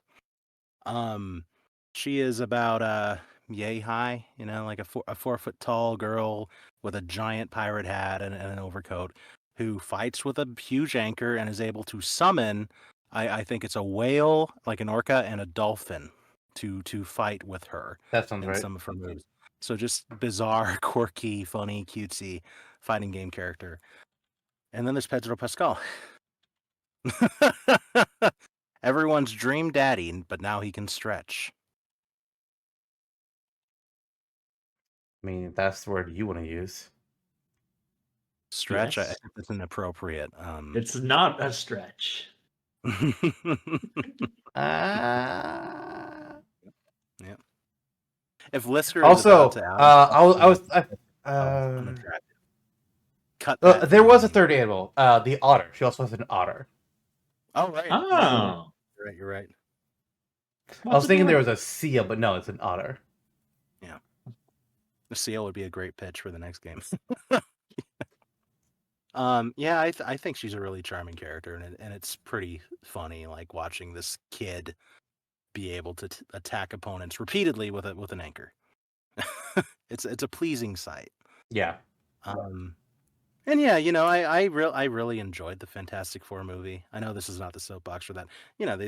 But yeah, I think they're saving it. It could be for figuring out the CGI still. I don't fucking know, but they're saving, the stretching abilities of Pascal's Mr. Fantastic. They're going to have to bring him out in Doomsday. I mean, but that being said, I think like where that discussion led in the episode where we had him versus Din Djarin and forgetting his name, Oberyn. The discussion kind of led, like, we can kind of assume, we saw him stretch to a degree in the movie, so let's think like Yeah, a like baseline we know capability. more or less what he can do, and they're not gonna Right. really they're not gonna say in the movie it's like, yeah, he can't do that weird shit. They just for some reason didn't show it, and part of it is because like he honestly is a hard character to animate in live action. Because like a lot of the times on the comic panels, like they'll just draw him doing some wacky thing in the comics. Because like, hey, they don't have to animate. They just draw. It's like, yeah, here's how he is at this particular frame of existence. How did he get there? How did it actually look to make that happen? I don't fucking know, and I'm gonna fucking figure it His out. body spells Zantok. Nope.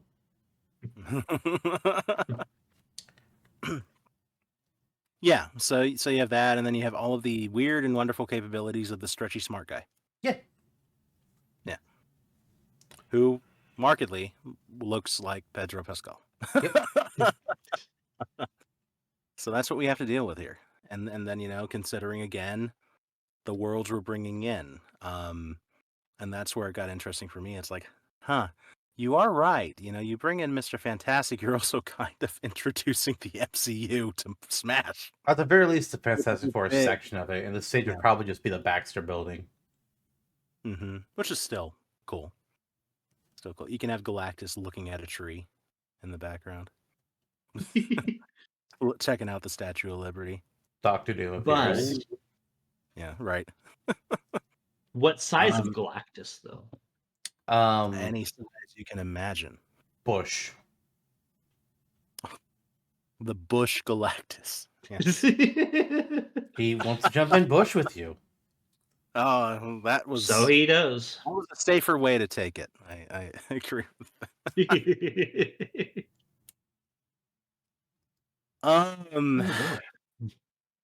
Weird. I really like May as a character. And I like the weird variety of stuff that she can do. I think she'd be.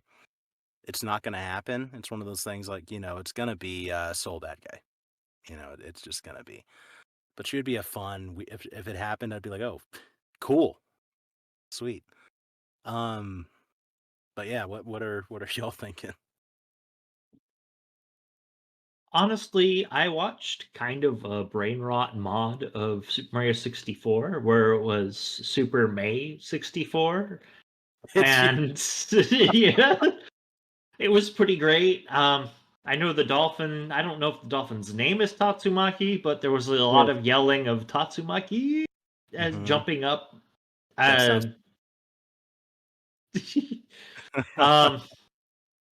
Which was hilarious and so fun. And then, of course, Pedro Pascal's Reed Richards, who really, they really didn't animate much for the superpowers for him. Great character, great playing, but to a degree, they didn't do that much for any of the characters. I feel like they kind of pulled back a lot. They did. I wonder if there was criticism from the previous movies, but They went hard on Invisible Woman. It's true. Yep. True. She fucking shined. And they used her powers in ways that we don't typically see. Oh, you have a point. And you know what? Ben Grimm was in his rock form the entire time. He did rock. Unfortunately, his storyline was not there. Yeah. Relationship with the school teacher. But they let human. Actually, I thought that was an orphanage. Yeah, that's right. I like that he had a confidence about him though. He wasn't in that phase of like I hate myself for being a rock. Yeah, that was nice. Mm-hmm. His character as was played was really refreshing.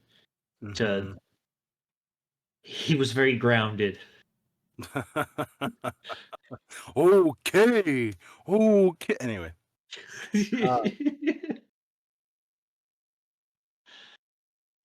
yeah, I do have a lean, but I'll wait to see if Zantok has anything to add. I mean, when it comes to these tournament of champions, I'm for the most part always biased against the non-video game characters that we do in like the penultimate Smash Dashes. It's like we're talking about like Wacky and Smash. I'm not gonna pick fucking Mr. Fantastic over an actual video game character. Now there might be times where like there's an opportunity for a funny, but that's very fucking rare. Even when you have May, who is not at all one of the leads of Guilty Gear, I'm still gonna vote her over Mr. Fantastic because she's an actual video game character and he's not. Now, if we were doing, hey, this is a mixed media fucking crossword fighting game, yeah, I'm picking Mr. Fantastic. Are you fucking kidding me? Hell yeah. But this is for Smash Brothers, motherfucker, and I'm going with May from Guilty Gear. Nothing said. Give it a year for the first Smash Direct for the next game to come out. Sakurai is like introducing Super Smash Brothers Revolution, a mixed media fucking fighting game featuring Goku. You'll be like, "No." Wait, there's fucking and fighting? Yeah. One of the new features. Putt-Putt is in the game. Oh. Yeah. Jonathan's favorite. Yep. And just dream building here. I don't have as I think it's a slippery slope to go down, and that's the danger of doing the fourth party thing is I fear Yeah, remember when like it's the when Tony right Hawk the right almost won? Yeah, I love that. I would have championed that. It's the slippery slope, right? It's if you get the rights for it, that's great. Doesn't have to come back in the next game. It could be this thing, but it's like how far will they take it? Are we? I don't necessarily trust the capitalist system to like give us Mr. Fantastic and then not give us Sponge Daddy and the Kool-Aid Man. All that being said, I'm gonna go for Mr. Fantastic. and it's taking it a little less seriously, liking the character of the franchise, and just kind of understanding the conceptuality of like, oh, here's the Fantastic Four, here's Marvel being represented in Smash. How odd, how cool. Which leaves us to Trevor as a tiebreaker. Alrighty. I'm honestly thinking of the Marvel vs. Capcom series as I've been thinking of this and how fantastic it would never been be to playable. have. Yeah. It would be cool to have that be in for Marvel vs. Capcom. But as far as it sits here, I think hands down, I have to say I would vote May in. He is playable in Marvel Rivals, though. I think he's a tank character. It's like, okay. That's weird. I don't get it, but He okay. had he has a mode where he twists his body to being big beefy man. It's like, oh, I would like to see that play out on the screen. I mean, maybe whenever Namor shows up in the when Namor and the Fantastic Four meet and he starts flirting with him as a woman, maybe then he'll do it. Yeah, right. All right, well, we finally made it to round 2. Things are going to be fast from here on out because we've already discussed all the characters, and now it's pretty much just going to be like, okay, this one and this one. Who we going with? So, first matchup of... What? Nothing you didn't already say. All right, first matchup of round 2. The only guy and maybe guy left in the bracket at this point, which is very exciting. We have Bidoof versus Illidan Stormrage. Okay. Okay, again, it's the weird and wonderful versus the grounded and capable. And You know, badass. Yeah. Let's be fucking real. he is fucking cool, and that's just Bidoof, but Illidan's a level cooler. This is the point where I'm gonna have to break the Bidoof love train. I have to go with Illidan. I mean, just. But I understand the Bidoof though. Like it's a lustful choice. The only character at this point that I think that I would consider voting Bidoof over would be Echo Zelda or May. Everybody else beats out Bidoof. I'm sorry, Little Bean. I can't. You gotta apologize to the little bean more often. Trevor, what do you think? I think while Bidoof should have a lot more trading card game art and get a lot more love there, for Smash Brothers, Illidan has to take it all the way. Yep, absolutely. I do feel sorry for Bidoof though. Can you imagine it crying? Yeah, actually, because I've seen Don't the guilt animation. me. All right, next up, we have Tracer versus Echo's Zelda. Okay. Turbo, you're kind of the initial champion of Echo Zelda. What are you thinking right now? See, I mean, as far as Blizzard representation goes, there'd be Illidan and Tracer. I'm trying to separate that out while I'm thinking this, because this is hard. This is hard. Echo Zelda, still really love the idea of it all. ideas going behind it all and what you could do with that. However, that would not necessarily be an Echo, no pun intended, but that Overwatch representation also means a lot. It means that Gorilla is going to be there. Shoot. Winston. I almost said Gorilla Grog, which I think is DC. Correct. Yeah, DC, it's got to be Solomon Grundy.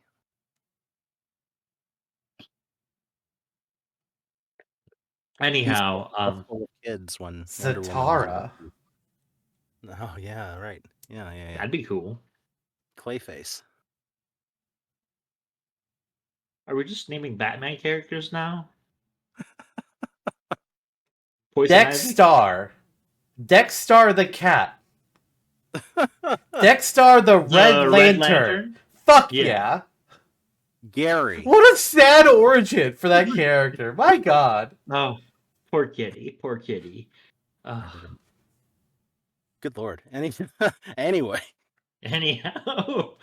Dexstar from Marvel vs. Capcom. What?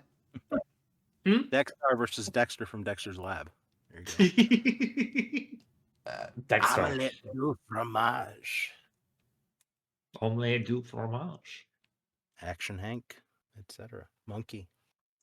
Echo, Zelda, and Tracer. Did Turbo finish their thought? I don't even know. He didn't. Because you distracted him with Big Gorilla. Oh, yeah. I understand that. I mean, to be fair, a monkey. Monkey is monkey. Return to expand. Yeah, honestly, I'm probably going to break and tilt towards Tracer on this one. Okay. If you're going that way, you don't have an argument to the contrary, I'm also going to just say Tracer. I feel like I already said why I was going to vote for Echo Zelda previously. So, 3 votes for Tracer. Yeah. Which means we're having a Blizzard rematch in the semifinal. Oh, boy. Because they were in, it was a Battle Royale episode that they were in. So, boy. Yeah. All right, next match is going to be Tara Branford versus Mai Shiranui or Shiranui or something. I don't fucking know. Not to discount Mai, but this is an easy vote for Tara for me. Yeah. Whoa, I like that unison vocal. Me too. Because it means we can move the fuck on. The last match of round 2 is KOS-MOS versus May. I don't want to discount May, but I'm gonna have to go for KOS-MOS here. I'm going to reiterate what I said before about the iconicness of that character. What about Super May 64? Mayrio. That was fun Yeah. brainwalk to watch, So but many memories with Tatsumaki. just like 1 hour of silly jumps. All right. Well, But yeah, KOS-MOS. KOS-MOS. one day I'll have to book that Orca ride. No. All right, Nick. Moving on. We've got 4 characters left. We're in the semifinals. We got a grudge match here. I don't remember if we said like which one of these characters we picked over the other specifically in that battle royale. But Illidan Stormage versus Tracer. We've got Demon Lord with fucking necrotic magic, fire magic, and wielding some crazy ass weapons. Versus time slipping, rapid fire pistols, and a character that would rival Captain Falcon for speed, I think. Right. This is where it gets more difficult, and it's funny that they're both Blizzard characters. I do have my lean. It's somewhat hard. I could perhaps be persuaded, but yeah, interested to see where this discussion goes. All right. This I mean, is so here's where difficult. I'm going to put this. If I'm specifically adding something from Blizzard into Smash, I am looking at World of Warcraft. Overwatch has been a big hit, absolutely. But World of Warcraft dominated the MMO scene for a long time. It took a bit of a hit several years ago, and it allowed Final Fantasy 14 to kind of take that spot for a while. Now they're kind of battling. But WoW is still like, well, while it wasn't like the grandfather of MMOs, it's very much considered the MMO, kind of like how Halo is the shooter game. And with that logic, like I have to go to Illidan. Like even if it was like any other major World of Warcraft character here against Tracer, I will go with them over her. I think that's fair. Turbo, what were your thoughts? Honestly, I think I'm leaning towards this similar conclusion. Maybe not for exactly the same reasons, but Illidan sounds like Illidan has a lot more things going on, and I honestly think that would be a lot more fun of a character. Not that Tracer would not be fun, but I just can easily envision so much more for Illidan. Yeah. Tracer is the kind of character who, if she were to be included, would be like, I'd be like, this is so cool, and then drop her because it's too technical. She's a hit and run character, absolutely. Because you go in, you fire your weapons. If you get in trouble, you pull a recall and you teleport back to where you were 5 seconds ago, including with your health. And you also got your ultimate move is throwing out a pulse bomb. Yeah. She gets in, she gets out. That's basically what she does. Illidan would have his magic stuff, but he also I do think he'd be like a rush down type of character and just rip into you. That is one of my favorite playstyles in Smash. I mean, that's kind of the attraction to me too. And that he is so much more. I mean, I think this is a character, skills wise and in terms of how they would play, I think he can like rival Dante, like in terms of what is there. Yeah. Okay. My lean was Illidan, and I think you just locked it in for me. All right, Turbo. Illidan. Yep, same for me. Okay. So our other matchup is Tara Branford versus KOS-MOS. Okay. This one is hard. Yeah. We have a difficult matchup here, at least for me. I'm in the same boat as last matchup. Here's where I am at. I like both of these. I think both of these have like a lot of cool tools. I think Tara has the most. I think Tara, with her ability to go into her Esper form, having all her various magics, she interests me more than Cosmos in a gameplay sense. What makes me look at Cosmos more is we have two Final Fantasy characters. Granted, yes, they are both specifically Final Fantasy VII, and we don't have anything from Xenosaga. Saga. We do have Shulk and Rex and Pyra, and not Rex and Pyra, Pyra and Mithra, who have sort of a connection to Cosmos, but we don't have anything from Xenosaga. It's like, I like spreading out the franchise, especially when it comes to third parties. But it's also Final Fantasy, and that's like one of my big things. So it's like, oh no, my bias. But at the same time, Terra is such a great representative and like a flag bearer for classic Final Fantasy. Where she's pulling from these class types that would traditionally, they'd be spread out across the mages. They would be pulling from the sword fighters. She's fair, and then plus her Esper thing, which is unique to her. That is a pretty great spread of representing the classic RPG that we do get with Hero, but this would have a different vibe. Yeah. It's the representation of Enix and Square with Hero and then Terra. So that's what makes it that's very attractive to me. And my lean is Terra now. Cosmos, a very iconic character. You think about the late 90s and early 2000s in gaming, and her face is up there with Lara Croft and Link and Mario. This face that is everywhere. Even if you don't know the character, you probably know the art. And it's in the blockbusters and the Hollywood videos. Everywhere. And it was pretty significant in the world of RPGs, right up there with FF6 at the time. So it's an even matchup, and curious. All right. So, yeah, I have to agree that I do foresee a lot more options to work with Terra. Mm-hmm. And honestly, Terra is my favorite Final Fantasy character. Not a Cosmos, though, as you guys have said, is absolutely iconic. And you risk the wrath of a higher being if you vote against Mary Magdalene, I guess.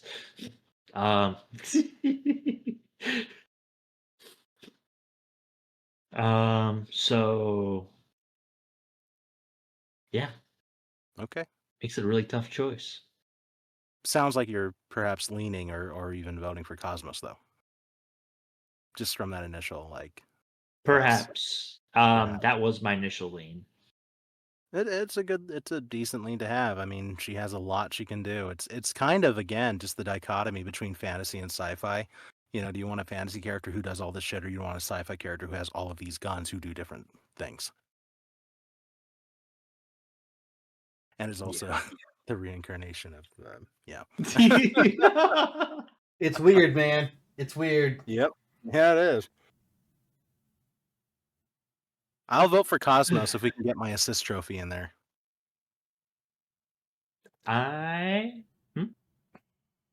Would you like to go? No. Okay. I am going to be realistic with myself and what I want, and I'm going to vote for Terra. Jonno? Myself, Terra. Thank God I don't have to choose here. I'll just go with Terra then. Woo! All right. So we know who our finalists are, but before we determine the winner of this year's Tournament of Champions, it's time to hear a word from our sponsor, Jonno. Ah, yes. Welcome to another fine day at SCB Studios, 96.9. We are here today to introduce our finalists in the 6th season of Tournament of Champions, Illidan Stormrage and Terra Branford. Although, prior to this, there is a tie-breaking match we need to set out to uncover the results for. Oh, who it is between? What? I don't even remember. I think Zantok has that database. I had the bracket in front of me, And I'm looking at it because before we can figure out who our winners, we have to figure out who's third place. We got to give out the gold, silver, and the bronze. We ain't cheap. So for our third place matchup, we have Tracer versus KOS-MOS. KOS-MOS, easy. KOS-MOS. Cosmos. Yeah, Cosmos. fuck yeah. This episode's been brought to you by KOS-MOS. This message has been brought to you by port the fucking games on a modern console so I can play them. I want to play these and not just watch these, please. How many times has the Bible been ported over the last 1,000 years? It gets ported. It gets ported and it gets retranslated, and then things are lost. Things are removed and things are added. And if you don't think that's true, I got a bridge to sell you.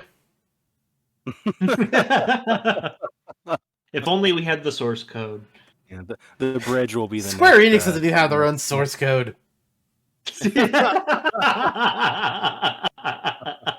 that right? All right, let's get to our finale here. Oh boy. Illidan Stormrage versus Tara Branford. Two champions of the RPG world in their own right. You have a classic RPG SNES character, Final Fantasy. We have Cloud and Sephiroth already, but this is a different branch of the series, different era, very different character in many respects with what she can access and do. And then you have the one of the like progenitors of this massive cultural phenomena. You cannot discount, kind of like you could not discount Final Fantasy VII's influence or Final Fantasy I's on the pop culture in America. The impetus of World of Warcraft and what it brought to the world of Warcraft of Earth is also something for the history books. It's a milestone, incredible thing what World of Warcraft could accomplish. So these are two titans going at it. God. It's tough. It is. It really is. I'm actually spending a small amount of time to recall what Illidan can do specifically, so that way for the final matchup where fire magic, dark shadow magic, big ass sword slashes, flight. Actually, both could fly. Just his ability to siphon souls and arcane energy of others to become the eternal jailer of Sargeras, seed of the Pantheon. Okay. So he's a demigod. Okay. And then Tara, we've discussed what she can do and where she came from a couple times now. Also practically a demigod. Yeah, with the Esper form, that's true. I wouldn't have imagined that these would be our top two, but it makes sense. And like thematically and just like the background of these characters, I like that we are here. I'd be happy with either result. Turbo? Yeah. Oh man. Mm-hmm. I feel like I've just met Illidan, and I pretty much have. Right. And Tara, and that conversation went over so well. The cafe was chilling. Tara has been one of my favorites for a long time. So I'm 5 years. Really stuck between what I'm viewing as like not only nostalgia, but just personal bias versus this new character that's very popular, very well known, and very well equipped. Right. And I think I have my choice, but it's been a long internal deliberation. Yeah, I mean, like I said previously, it's a third Final Fantasy character, but it's coming from a different Final Fantasy. And I technically, I don't know if I can call them different. Like they technically are different eras of Final Fantasy, but also the fact that they're like back-to-back games, 6 and 7, and when the Final Fantasy community debates on the best game, the majority of people are saying either 6 or 7. Mm-hmm. So it would make a lot of sense for 6 to be the next one to get a character. It's either 6, 1, or whatever happens to be the most recent game of the time. Yeah. Illidan is you've got your World of Warcraft representation there, and when we did the Blizzard episode, I decided to pick him as a choice for that episode because he's one of the few characters. Like World of Warcraft is largely divided between Alliance and Horde. You've got your own races and classes, and NPCs are important to both to each side. Illidan is not part of either side. He isn't Alliance. He isn't Horde. Both sides hate him. He hates both sides, I'm assuming. I didn't read his entire wiki article because holy shit, there's so much. So he can kind of represent the game as a whole. And I think he actually appeared before World of Warcraft. He was in Warcraft 3. So he's essentially like the whole Warcraft franchise in general with that. Mm-hmm. He's got really cool attacks. He's got fucking badass weapons. These are both really strong characters to consider. And a lot of my debate is, like I mentioned, with Terra and KOS-MOS. Third Final Fantasy character or new franchise. Right. And I am caught in the middle of that. It's like Yeah. Yeah, and I get it. I get it. I also have Mylene. I think we're at this point where we should share that. Mylene is Illidan, and it is again. I know Terra more as a character. I've played some of Final Fantasy VI. I really, strongly advocate for her in Smash in general. I would love to see it for all of the reasons we've already talked about throughout this episode. Illidan, it comes down to, yes, he can do a lot. He's a play style that I would enjoy a lot. But it's the World of Warcraft, right? It's this argument I keep coming back to in my head. It's bringing in this new franchise. I want to see ultimately, Smash being a celebration of gaming eras and genres. Not having that representation for an MMO, having the MMO in Smash would be a massive milestone, would be a huge deal, hype generator coming out of left field. No one would suspect it happening. It would break the internet, and I want that. I want the MMO representation in Smash. So that's where that comes from. good arguments. Mm-hmm. Turbo, what you think? All right, so I think my decision is going to be Illidan. Oh, that's surprising, actually.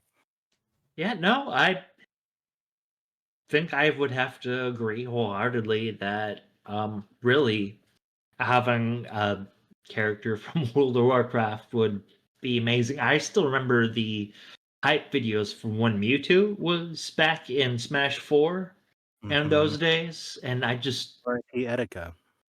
Yeah, R.I.P. But Illidan being brought in,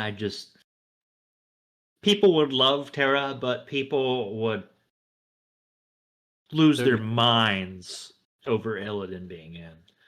And I think... Bring in Pandaria. True. That's gotta be... I've come to the conclusion that that's gotta be the top choice. I agree. I am locking in my vote for Illidan. All right. Well, for the record, Zantok. For the record, Zantok. Zantok is going to go... I mean, it doesn't matter at this point, so I can do whatever I want now. I got to throw a bone to Terra. I'm going to do it. I honestly... I was going to wait till both of you voted and just pray that you both agreed. Because I did not want to do it. I did not want to break this tie here. So thank you. Yeah, we have it there. Our winner of the Season 6 Tournament of Champions is Illidan Stormrage.